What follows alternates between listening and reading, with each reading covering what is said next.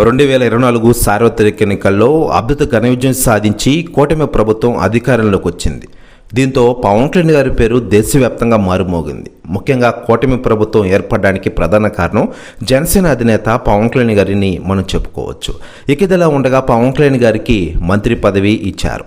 ఉప ముఖ్యమంత్రిగా కూడా ఆయన స్థానాన్ని పదిలం చేసుకున్న విషయం తెలిసిందే. ఆయన ఎప్పుడైతే ప్రమాణ స్వీకారం చేశారో అప్పటి నుంచి ఆంధ్రప్రదేశ్ అభివృద్ధి పరుగులు పెడుతున్న విషయం మనకందరికీ తెలిసిందే. ఇదిలా ఉండగా గత వైసీపీ ప్రభుత్వంలో ఇప్పటికే చాలా చోట్ల అవినీతి మరకలున్నాయంటూ కూటమి ప్రభుత్వం వాటిని వెలికి తీసే ప్రయత్నాలు చేస్తున్న విషయం తెలిసిందే. ఇటీవలే లిక్కర్ స్కామ్లో మిథున్ రెడ్డి అరెస్ట్ అయ్యి జైల్లో ఉన్న విషయం తెలిసిందే. త్వరలోనే కొంతమంది అరెస్ట్ అవుతారని కొన్ని వ్యాఖ్యలు చేసిన విషయం విదితమే.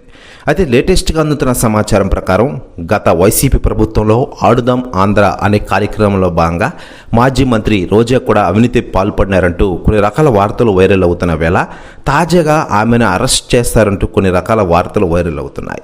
దీంతో ఒక్కసారిగా రోజా అరెస్ట్ అని తెలిసి పవన్ కళ్యాణ్ గారికి కాల్ చేశారట రోజా గారు. నన్ను క్షమించండి ఆమె మాట్లాడిన మాటలు వైరల్ అవుతున్నాయి. దీంతో షాక్లో ఉన్నారట వైఎస్ జగన్ గారు. ప్రెస్ న్యూస్ కూడా తెగ వైరల్ అవుతుండగా దీనిపై అధికార ప్రకటన రావాల్సి ఉంది.